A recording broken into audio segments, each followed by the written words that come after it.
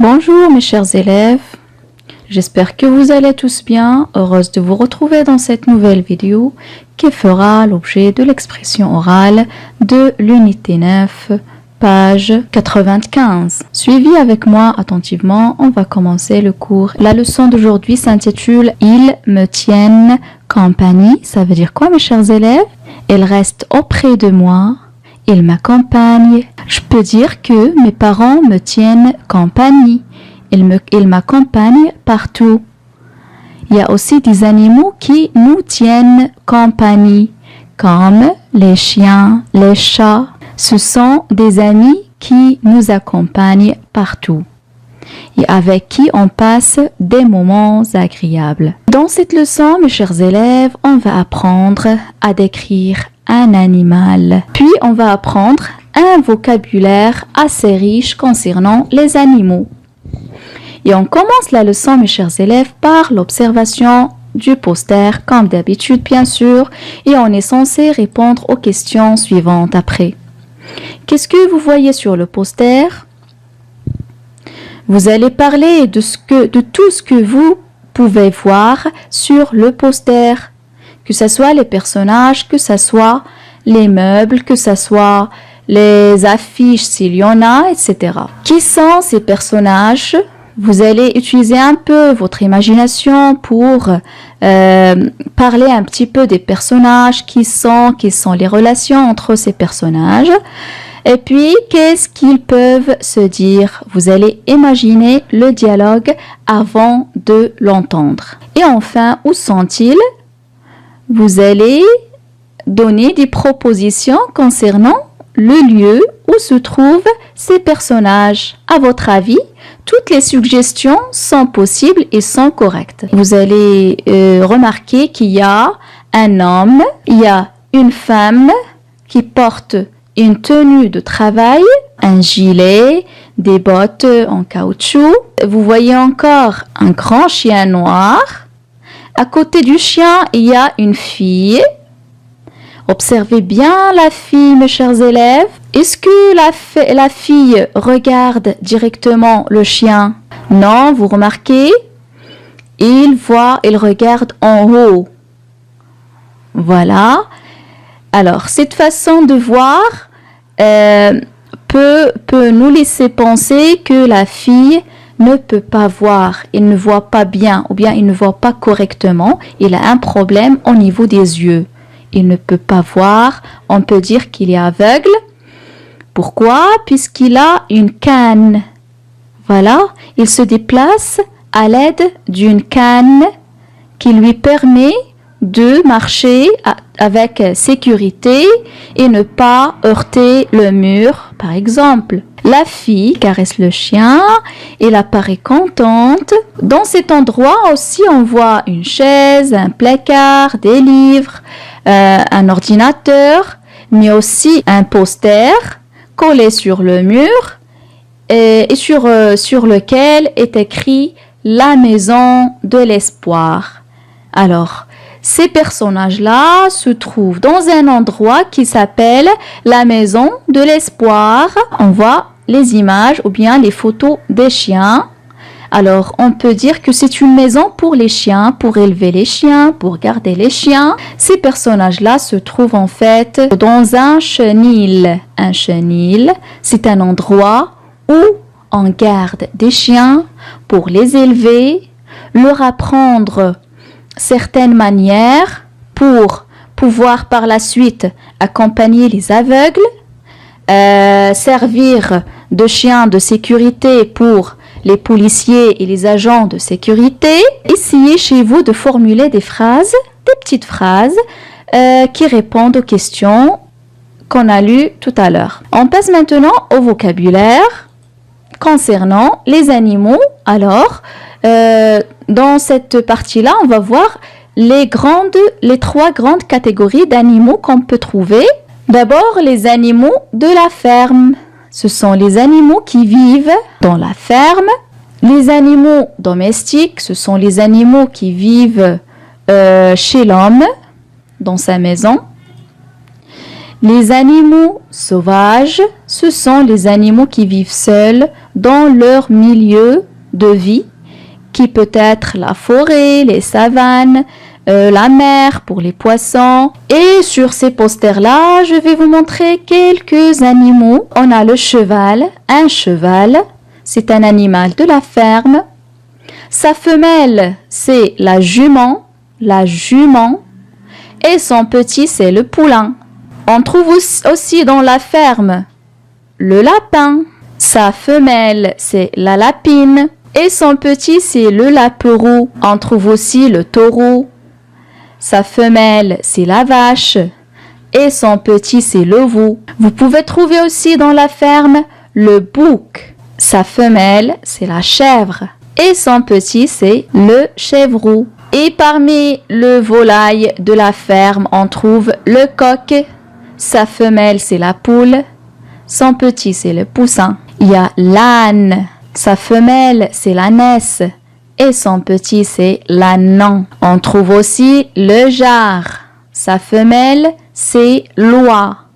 Et son petit, c'est l'oison. Et parmi les animaux qu'on peut considérer comme un animal de la ferme et à la fois un animal domestique, c'est le chien.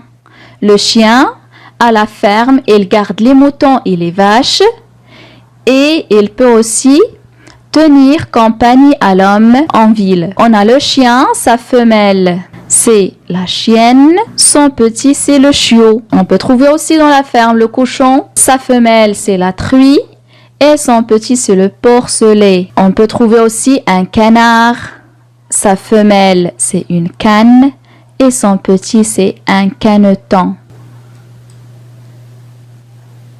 Il y a aussi le célèbre mouton. Sa femelle, c'est la brebis. Son petit, c'est l'agneau. Et parmi les animaux domestiques, il y a le chat. Sa femelle, c'est la chatte. Et son petit, c'est le chaton. Pour les animaux sauvages, mes chers élèves, je vous donne quelques exemples. On a le zèbre. Le zèbre. Il y a aussi l'hippopotame. Il y a le lion. Et sa femelle, la lionne. Il y a aussi l'antilope. C'est un animal de la famille des gazelles. Il y a le rhinocéros. Le rhinocéros, c'est le cousin de l'hippopotame. Il y a aussi la girafe. La girafe qui vit dans les savanes. Il a un long cou et de longues pattes aussi. Il y a l'éléphant avec sa trempe qui ressemble à un tuyau. Il sert à attraper la nourriture comme il peut aspirer de l'eau. Et il y a le singe. Et enfin, le flamant rose. On passe directement, mes chers élèves, à voir le portrait physique d'un animal. Déjà pour la tête, il y a les yeux, les oreilles, la langue, le museau, c'est le nez. Chez l'homme, on dit le nez et chez les animaux, on dit le museau. Il y a les dents, la gueule, c'est la bouche pour les animaux. Il y a le bec, c'est la bouche pour les oiseaux. La crinière, ce sont les cheveux des animaux comme le cheval, le lion. La crête, c'est la partie qui se trouve sur la tête du coq, de la poule. Des moustaches. Alors les chats ont des moustaches. La corne, c'est la partie solide qui sort de la tête de quelques animaux comme la chèvre, le mouton, le taureau. Les bois, ce sont les cornes pour les gazelles, les cerfs, etc. Le corps, dans le corps d'un animal, on peut parler des taches. Il y a des animaux qui ont une couleur unie, marron, gris, noir. Il y a d'autres animaux qui ont des taches sur leur corps. Voilà. Les rayures. Alors, quel animal a des rayures sur son corps? Oui, le zèbre. Le zèbre, il a des rayures sur son corps. Le dos, le cou, le plumage et l'aile. Voilà, ce sont des parties du corps des oiseaux. Il y a la queue, la nageoire, les écailles. Voilà, pour la nageoire et les écailles, c'est pour les poissons. Le ventre, les branchies, ce sont des parties du corps des poissons qui leur permettent de respirer sous l'eau. Les pattes, c'est l'équivalent des jambes pour les hommes. Les sabots, ce sont les ongles de quelques animaux comme la vache, le cheval, le mouton, etc. Les griffes, c'est les ongles des animaux comme le lion, la fourrure. Les chats ont une fourrure. C'est la chevelure de quelques animaux. Le pelage aussi, ce sont des poils qu'on trouve chez quelques animaux. Ici, on a l'image d'un canard. Vous voyez, il a une tête, il a un œil ou bien des yeux, il a un cou, il a des palmes. Alors, les pattes du canard s'appellent les palmes. Sur cette image, on a un chat. Vous voyez, le chat, il a des moustaches. Ces petits poils-là qui sortent des joues. Il a une queue et il a bien sûr des pattes. Et sur les pattes, il y a des griffes. Voilà, ici, c'est la tête d'un cheval. Il y a une oreille, une tache.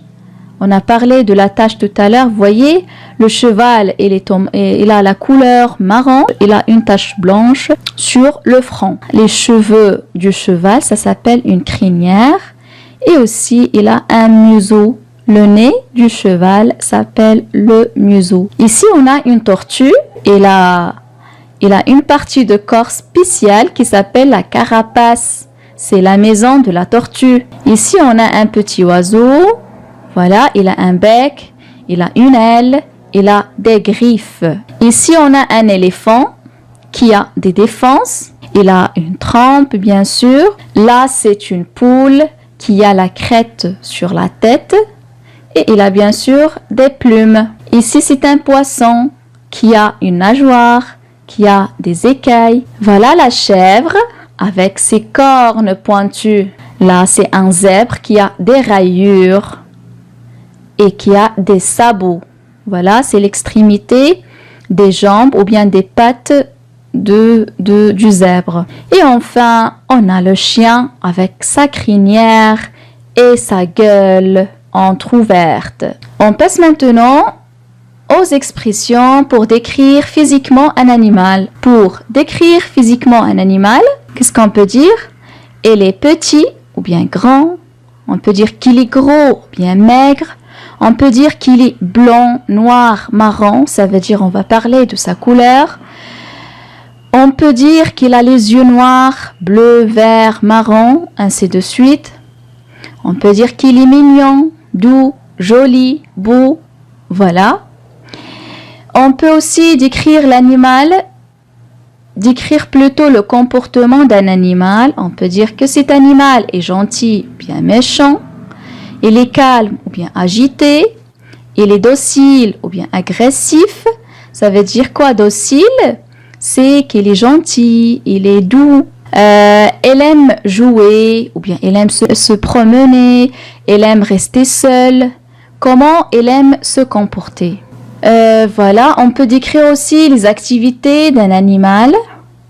Il garde la maison ou bien les moutons. Il accompagne les aveugles. Il attrape les souris. Il porte des poids lourds.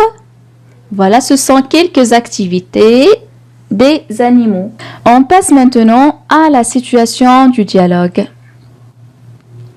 Dans un chenil spécialisé, un père et sa petite fille aveugle viennent voir Jade, une chienne labrador noire de 2 ans. destinée à la jeune aveugle. C'est leur première visite. Je répète, dans un chenil spécialisé. Ça veut dire quoi, chenil? On l'a expliqué tout à l'heure. C'est un endroit où on garde les chiens pour leur apprendre des manières pour mieux se comporter avec l'homme.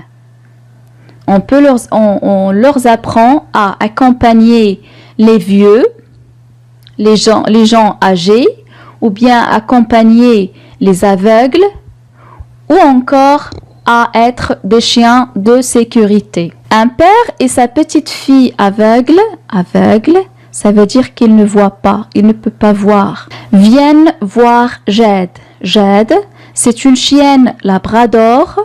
Sa race, c'est labrador. Il a la couleur noire. Il a l'âge de 2 ans. Voilà. Alors, cette chienne-là est destinée à la jeune aveugle. Voilà.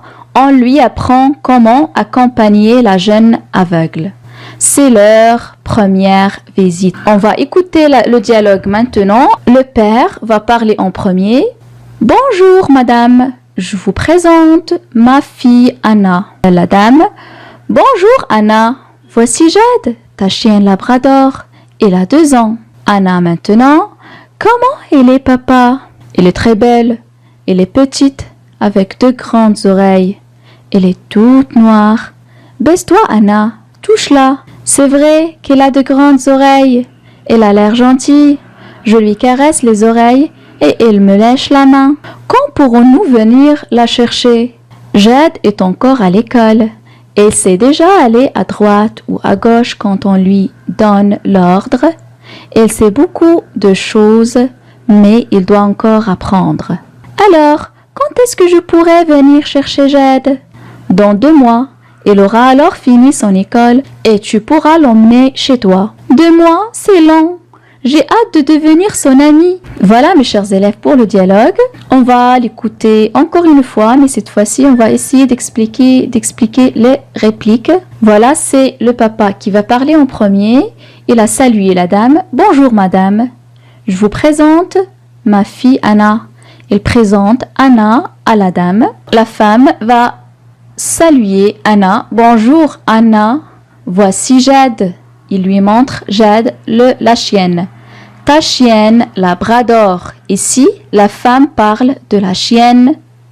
Il a la race labrador. Sa famille s'appelle labrador.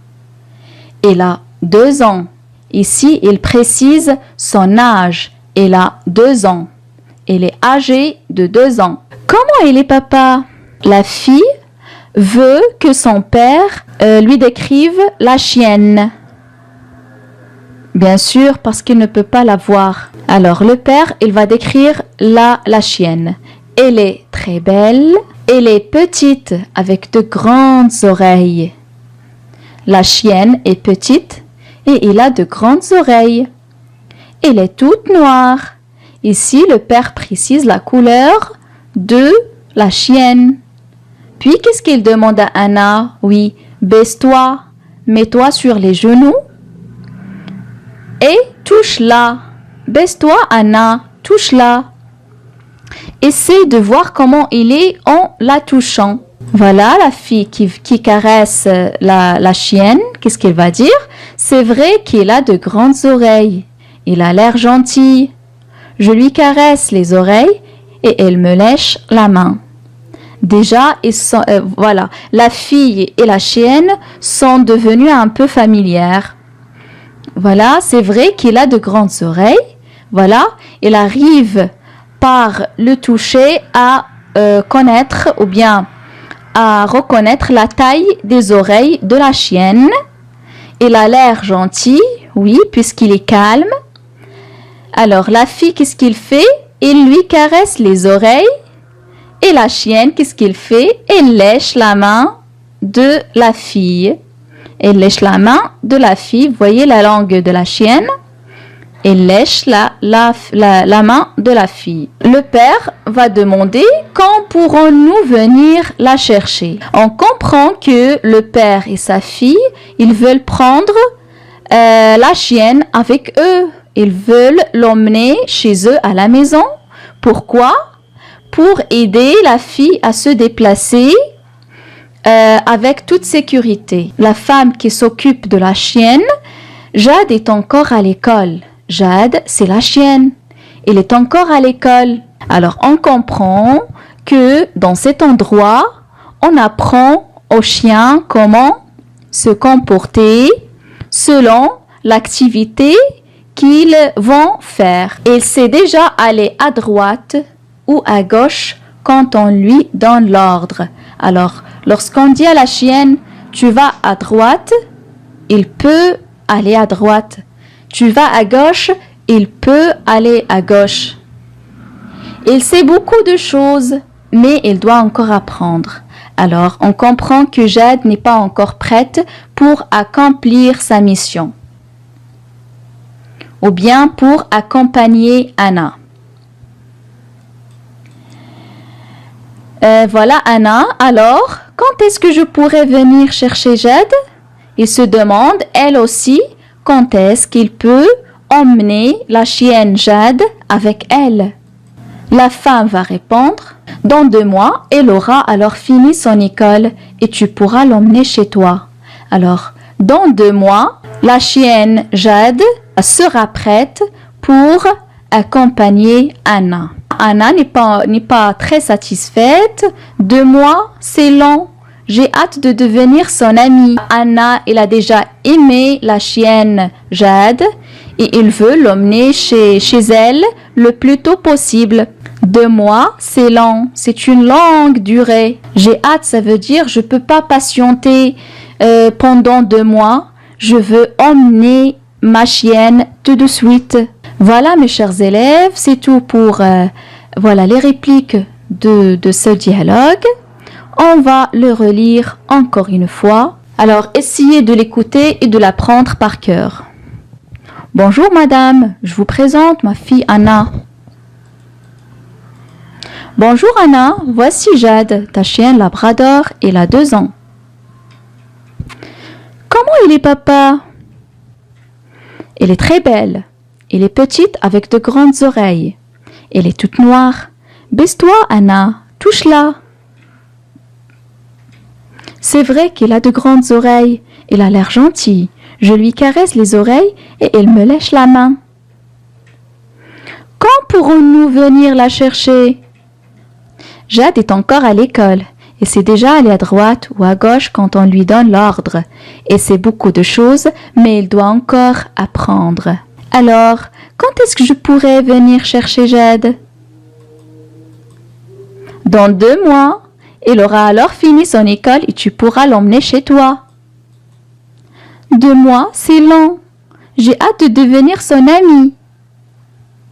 Voilà mes chers élèves pour le dialogue et la leçon d'aujourd'hui. Merci de votre attention. À très bientôt, Inch'Allah. Et surtout, apprenez le dialogue par cœur chez vous.